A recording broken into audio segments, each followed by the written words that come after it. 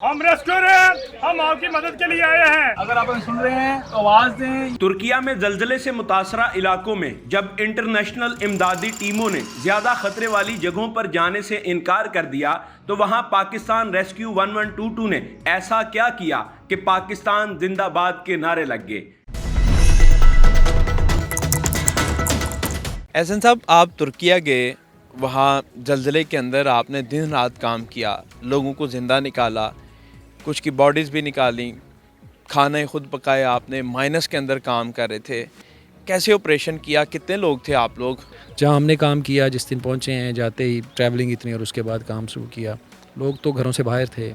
जिस जगह पे आप जा रहे हैं वहाँ एक खौफ भी होता है, ख़ास तौर पे अर्थक्वेक का, या फ्लड में खौफ होता है कि पानी आ रहा है। तो अर्थक्वेक का खौफ है कि आफ्टर शॉक्स आते हैं और बिल्डिंग पहले कोलैप्स हैं।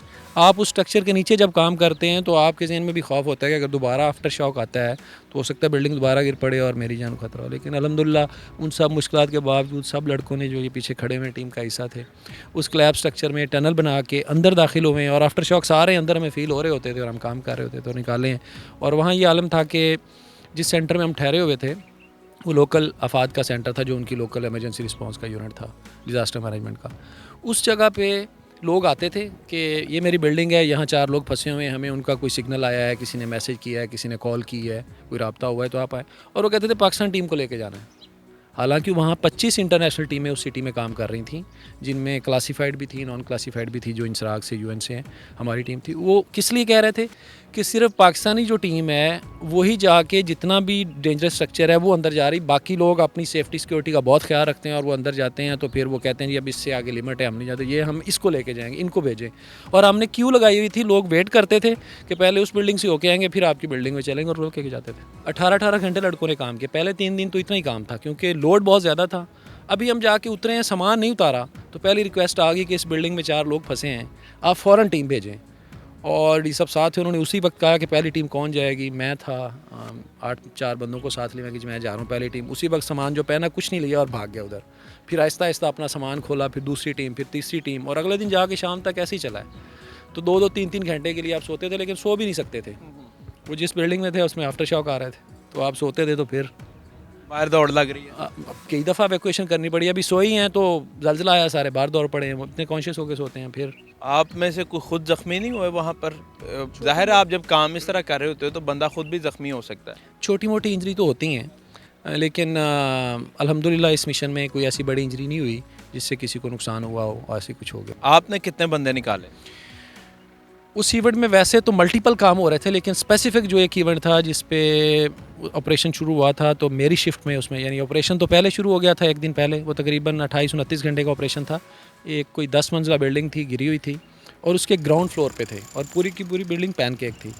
तो ग्राउंड फ्लोर पे एक ही रूम में 4 बंदे थे, यानी माँ थी और उनके 3 बच्चे थे। तो वो ऑपरेशन मुझसे पहले और सीनियर थे और ऑफिसर थे, उन्होंने शुरू किया। तो सुबह मैं जब रोटेशन पे गया हूँ तो सुबह स्टार्ट किया, उस पर हमने खुदाई शुरू कर दी, टनल बनाई, अंदर तक काफ़ी अंदर गए तो 3 बच्चे निकाले, कोई एक 13 साल, 16 साल और 22 साल। सही सलामत है? बिल्कुल सही निकले। वो अंदर ही थे 3 दिन से, लेकिन उनकी वालदा की डेथ हो गई थी, वो अंदर ही थी और वो डेड बॉडी के साथ ही अंदर थे। वो 3 दिन उन्होंने उस डेड बॉडी के साथ ही अंदर गुजारे हैं अपनी वालदा के। तो आप नीचे बिल्डिंग के अंदर काम कर रहे हैं, ड्रिलिंग कर रहे हैं, ऊपर से जल्जले के भी झटके दोबारा हो रहे हैं, तो यहाँ आप जो ट्रेनिंग कर रहे होते हैं इसमें कौन कौन सी आपकी ट्रेनिंग में शामिल है चीज़ें? हमारी यहाँ ट्रेनिंग में फायर फाइटिंग है, हाइट रेस्क्यू के, बिल्डिंग कैसे जाना, और ये क्लैब स्ट्रक्चर इसका भी रेस्क्यू। इसमें ये कटिंग और ब्रीचिंग सिखाते हैं, लोड को लिफ्ट कैसे करना है, अंदर स्टेबल कैसे करना है, जिस जगह पे आप काम कर रहे हैं उतना हिस्सा आपने कैसे स्टेबल करना है। अपनी तरफ से जो आप कर सकते हैं बेस्ट सिक्योरिटी के लिए वो सारा करके ही करते हैं काम, लेकिन फिर भी रिस्क तो होता है ना। ये भी एक रिक्वायरमेंट है कि जिस आप इलाके में जा रहे हैं वहाँ पानी, खाना, रिहाइश, ये चीज़ें आपको नहीं मिलती। वो अपने मामला देखेंगे या आपको सपोर्ट करेंगे। आप मेहमान तो नहीं है ना, विज़िट के लिए जा रहे हैं। तो टीम की सेल्फ सफिशेंसी होनी चाहिए कम से कम 7 दिन की, कि 7 दिन का आपके पास अपना राशन, पानी, पैसे, फ्यूल, चीज़ें मैनेज हों, आप सारा कुछ अरेंज करके जाएँ। आपको वहाँ जिस चीज़ की ज़रूरत है वो आपके लिए अरेंज नहीं कर सकते। वो आपको ज़्यादा से ज़्यादा ये सपोर्ट कर सकते हैं कि गैस उस इलाके से भिरवा लें, वो दुकान खुली हुई हम मैनेज कर देते हैं, पेट्रोल वहाँ से ले लें, करना आपने खुद है। तो खाने पकाने से लेके इक्विपमेंट को मैनेज करने तक आप सारी चीज़ें साथ लेके जाते हैं। दीबा साहिबा, आप भी तुर्किया के अंदर जो ऑपरेशन था उसमें आउटस्टैंडिंग काम कर रही थी, और वर्किंग वुमेन होते साथ साथ आपने कितने लोगों को ज़िंदा बचाया वहाँ पर? बहुत से ऑपरेशंस में पार्टिसिपेट किया, चाहे वो एयर क्रैश हो या ज़लज़ले में इवन काम किया है, और मुख्तलिफ बड़े सानहात हैं फायर के इंसिडेंट जिसमें काम किया है।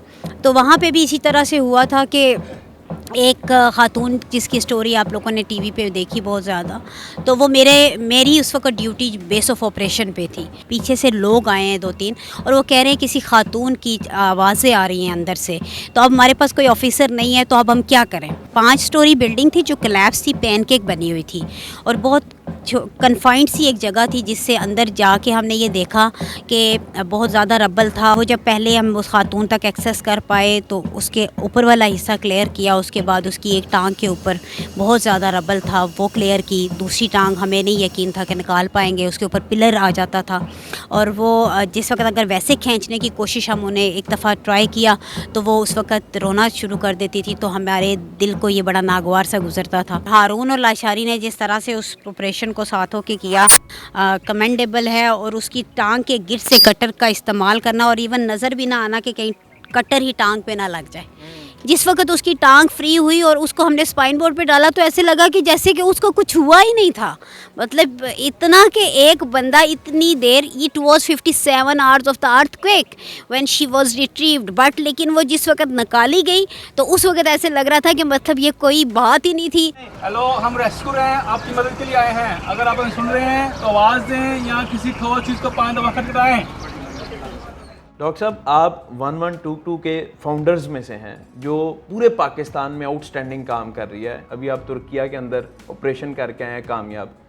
ये क्या था ऑपरेशन और कितने लोग गए थे यहाँ से? तुर्किया का जो था ये तो इतना हौलनाक ज़लज़ला था कि हमने सोचा भी और तसव्वुर से भी बियॉन्ड था। मैं सच्ची अगर बात करूँ, हमने बहुत सारे देखे हैं, मुझे इतने साल हो गए इमरजेंसी से ही डील करते हुए। लेकिन जैसे ही उस दिन हुआ है हमारी चूँकि पहली इंटरनेशनल सर्टिफाइड टीम थी तो फ़ौरन हमें उस पर आ गया कि तुर्की ने मदद के लिए अपील कर दी और इतना बड़ा ज़लज़ला हो गया। हमने फ़ौरन टीम को अलर्ट कर लिया। NDMA से हमारी कोऑर्डिनेशन, उन्होंने कहा जी कि फ़ौरन डिस्पैच कर। वज़ीर आज़म साहब ने भी, CM साहब ने क्लियर दी। फ़ौरन हमने टीम को रेडी कर, उसी रात हम निकल गए। हम वहाँ पे अगले दिन पहुँच चुके थे। अदी-यमन में जब हम पहुँचे, जो हमें शहर दिया गया अदी-यमन, और उसमें जो थे one of the first international teams थी। जब हम वहाँ पे पहुँचे हैं, जो अफरा तफरी मैंने देखी है गुजरते हुए, हम देखें सारी बिल्डिंगें की बिल्डिंगें ही गिरी हुई। और जब हम वहाँ पे पहुँचे हैं, जो देखा है हमने कि कोई गली ऐसी नहीं थी जिसमें कोई बिल्डिंग जो थी मुनज़्ज़म नहीं थी। और ये 5 से 6 स्टोरी फ्लैट्स थे जिनमें लोग रहते थे। और जो बाकी बिल्डिंगें बची थी, या वो ऐसी टेढ़ी थी या उसमें इतनी दरारें बन चुकी थी कि उसमें कोई रहने के काबिल नहीं थी। न बिजली था, न पानी था। लोग रात को अपने, ज़्यादातर लोग तो सारे छोड़ गए थे शहर उन्होंने, क्योंकि रहने के कुछ रहा ही नहीं था। जो बाकी उनके चंद फैमिली के मेंबर्स रह गए, जो इस उम्मीद में थे कि शायद मेरा एक आधा फैमिली के जो मेंबर्स अंदर हैं वो ज़िंदा निकल आएँ, या उनकी कम से कम हमें जो है डेड बॉडीज़ मिल जाए ताकि हम उनकी तदफीन कर सकें। आप सोचिए, और वो अंदर नहीं जा सकते थे और ठंड थी, -1 टेम्परेचर।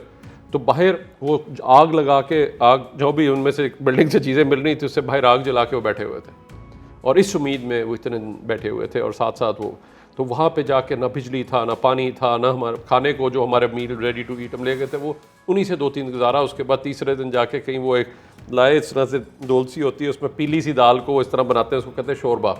वो मिला और उसमें बन थोड़ा सा आता था, तो वो बन बीच में डाल के, वो भी मैं समझता हूँ कितने मज़े की चीज़ थी वो। 3 दिन बाद जब वो भी मिलती थी उस ठंड में, तो गर्म चीज़, 3 दिन बाद वो भी एक, हम अल्लाह का शुक्र अदा करते थे कि ये वाली हालत। तो आप सोचिए वो लोग बेचारे किस हालत में होंगे। खैर, पूरे तुर्किया से बाद में लोगों ने खाने पीने की चीज़ें तो आनी शुरू हो गई, लेकिन उनके पास छत नहीं थी। आज वो पूरा शहर जो ख़त्म हो गए, 4 शहर तकरीबन ख़त्म हो गए, 6 शहर मुतासर हैं और 10 शहर जो हैं, 4 का तो बहुत बुरा हाल है। तो वो लोग कहाँ पे जाएंगे, किस तरह वो किन खैमों में रहेंगे। यानी सोच के हम, रात को इतनी ठंड होती थी, हम जिस हालत में ठंड में गुजारते थे, -1 तो आम था, यानी -2, 3, 4 पे भी गया किस तरीके से। और वहाँ पे जो अभी भी 0-1 टेम्परेचर वहाँ पे चलता रहा। तो वो इन हालात में हम काम, कभी इधर से आए, मेरी बिल्डिंग में कोई मेरा प्यारा है तो आप अपना लाइफ लोकेटर लाएं और उनको जो है लोकेट करें किधर हैं। और हमने इस प्रोसेस के अंदर तकरीबन 150 बिल्डिंगों को हमने सर्च किया, यहाँ पे भी अदी-यमन में, फिर उसके बाद हताए में भी हमने ऑपरेशन को कंडक्ट किया और तकरीबन 250 लोगों को हमने आइडेंटिफाई भी किया और उसके बाद उनकी एक्सट्रिकेशन प्रोसेस में उनको हेल्प किया और 15 लोगों को हमने जिंदा का शुक्र निकाला। 95% चांस थे 91-92 के अंदर कि जब हमने पहली स्टडी की थी कि आपको कोई इमरजेंसी में एम्बुलेंस मिलेगी। हमने सफ़र का आगाज़ किया, सब किसी ने मेरा मजाक उड़ाया, डॉक्टर साहब ये क्या डॉक्टर आइडिया लेकर आ गए हो, ये यूरोप नहीं है, ये अमेरिका नहीं है, ये पाकिस्तान है, वापस आ जाओ। तो लगे रहे हम लोग। नेशनल रिफॉर्म्स 2002 में कराए, अगर वो इम्प्लीमेंट हुए होते तो शायद ज़लज़ले में आधे लोग बच जाते। सबने कहा शौक़ पूरा कर लिया ना, पागल हो ना, ये नहीं होना, यहाँ पे छोड़ दो।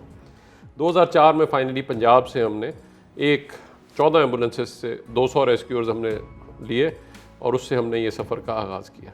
और ये नहीं कभी सोचा था कि वहाँ से शुरू करके एक जदीद इमरजेंसी एम्बुलेंस सर्विस बनाएंगे जिसने अब तक ये कोई 12 करोड़ लोगों को रेस्क्यू किया। जब ज़लज़ला आया 1 साल बाहर से टीमें आ रही थी और अपनी हमारी कोई टीम ही नहीं थी। मैं सोचता था यार क्या बात है, ये हम क्यों नहीं कर सकते। मुझे बहुत अफसोस था। 1 साल बाद हमने टीम बनाई और हमने कहा कि हमने इसको इंटरनेशनल स्टैंडर्ड की बनाना है। सब ने फिर मजाक उड़ाया। तो हमने वहाँ से प्रोसेस शुरू करके पहली बार 2015 के अंदर टीम को रजिस्ट्रेशन मिली और फाइनली 2019 में हम पहली टीम बने पूरे जनूबी एशिया में। ये आपको आइडिया से आया कैसे था 112? देखिए मैं खुद डॉक्टर हूँ और मैं जब ज़ख्मियों को देखता था, ना उठाने वाला ना ले जाने वाला, तो सोचिए कितने जवान लोग सिर्फ सड़क पे खून बहने की वजह से उनका इंतकाल हो जाता था और कोई हाथ लगाते हुए डरता था because of medical legal reasons. बस वहाँ से एक जज्बा, जुनून समझे और उसके बाद एंड में जब सब कुछ छोड़ना पड़ा, प्रैक्टिस, अपनी अस्पताल, दुनिया के बेहतरीन सेंटर में काम करके अपना सब कुछ छोड़ना, फैमिली वालों ने भी कहा पागल हो गए। तो बहुत मुश्किल डिसीजंस थे, लेकिन अल्लाह का शुक्र है शुरू किया और जब पहले उसने रिजल्ट्स दिखाए तो उसके बाद से आज भी हर बंदा कहता है कि मेरे इलाके में बना दें। और आज तहसील की सतह पे चलेगी सर्विस, खैबर पख्तूनख्वा में सर्विस बन गई, गिलगित बल्तिस्तान में बन गई और आज सिंध और बलूचिस्तान के लोग भी इस वक्त अंडर ट्रेनिंग है। ट्रेनिंग आप लोग कैसे करते हैं? यहाँ पर हैं आप लोगों ने बनाए हुए सिस्टम कोई? हमारा ये पूरा एक नेशनल ट्रेनिंग सेंटर है, बल्कि सिर्फ यहाँ ही नहीं बल्कि अब श्रीलंका, बाकी लोगों को भी, हम रीजन को भी ट्रेनिंग करते हैं क्योंकि जनूबी एशिया में पहली टीम है जिसको अक़वाम मुत्तहिदा सर्टिफिकेशन मिली है। तो इसमें ambulance, rescue, fire, collapse search and rescue, ये जो घर मुद्दम हो जाते हैं, बाकायदा सिमुलेटर्स हैं, उसके बाद फ्लड की ट्रेनिंग, हमारी डाइविंग की ट्रेनिंग, ये सब चीज़ें हैं। और इवन जानवरों को हम रेस्क्यू करते हैं। तो क्या बेचारे इमरजेंसी में किसने जाके मदद करनी है, क्राइम में हम रिस्पॉन्ड करते हैं अगर कोई बंदा जख्मी है, चाहे हमारी जान को खतरा हो। Thank you so much. जिस तरीके से आप लोगों ने काम किया, मैं कहता हूँ आउटस्टैंडिंग है ये। So kind of you, thank you so much.